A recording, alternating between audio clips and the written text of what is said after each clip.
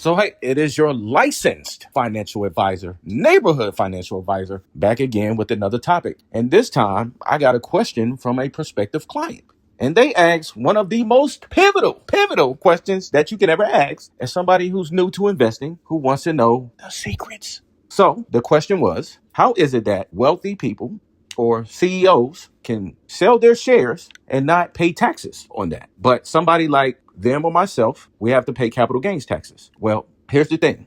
That's not actually what's happening. So let's get to the truth of the matter. So what actually is happening when these wealthy CEOs or board of directors or people who sits on the board of directors and they own 5 to 10% of the shares in a company, or your CEO, they own like over 50%, whatever the case may be. So what this is called is buy, borrow, die. That's what it's commonly referred to. So let's break this down and see what actually is happening. So the core idea is they don't sell the stock. That's the truth of the matter. So when wealthy investors hold shares in companies like Amazon, Tesla, Meta, Microsoft, Google, you get it, right? Apple, the value of those shares may grow into billions, but capital gains taxes only happen when you sell the stock. So this normally happens with regular people. You pay the capital gains taxes after the sale and you do whatever you want with the money, right?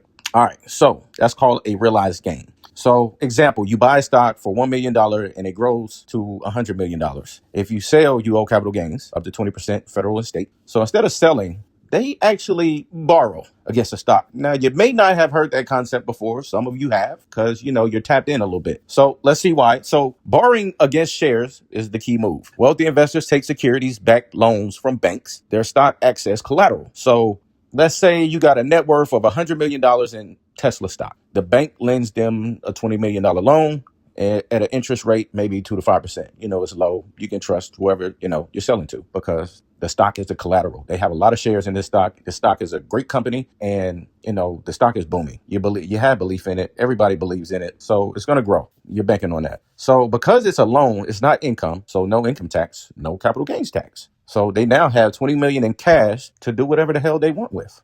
So why banks love doing this? Banks know the borrower has huge assets. So at any time, let's say the stock goes down, they have enough stock or collateral to pay that loan off. So the banks know the borrower has huge assets. If the borrower defaults, the bank can simply liquidate some shares. So the loan is extremely low risk. That's why wealthy individuals get very cheap borrowing rates. So you got to be in that tier to do something like this. So it's not that it's illegal or they're doing some secret. It's really, if you got that type of clout, then you can, broker with the bank because they have collateral, right? All right, going on. The hidden advantage, interest can be deductible. Sometimes the loan interest and tax deductible is tax deductible if used for investment purposes under rules enforced by the IRS. So they may even reduce taxes further. The final move, the die part, this is where the biggest tax advantage happens. When the investor dies, their heirs receive the stock with a step up in cost basis. Example, original investor bought stock for $1 million.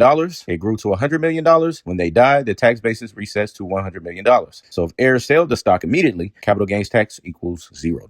This rule exists in U.S. tax law under estate taxation rules. How the loan gets paid back. When the person dies, the estate sells some stock, pays off the loan, heirs keep the rest. But because of the step up in basis, there may be little or no capital gains tax. Let's do a real world example. Let's simplify it, right? So let's say someone built a $1 billion fortune in stock. Instead of selling shares each year, they borrow $20 million annually, pay maybe $600,000 in interest, continue holding stock that grows. If the stock grows faster than the interest rate, their wealth still increases. Why this strategy works for the ultra wealthy? It only works well if you have massive stock holdings, access to private banking, low interest loans, and a long time horizon. This is why billionaires like Elon Musk and Jeff Bezos have used share-backed financing at times. Important clarification. They do sometimes sell shares, especially to diversify fund projects, meet liquidity needs, but borrowing lets them delay or avoid taxes for decades.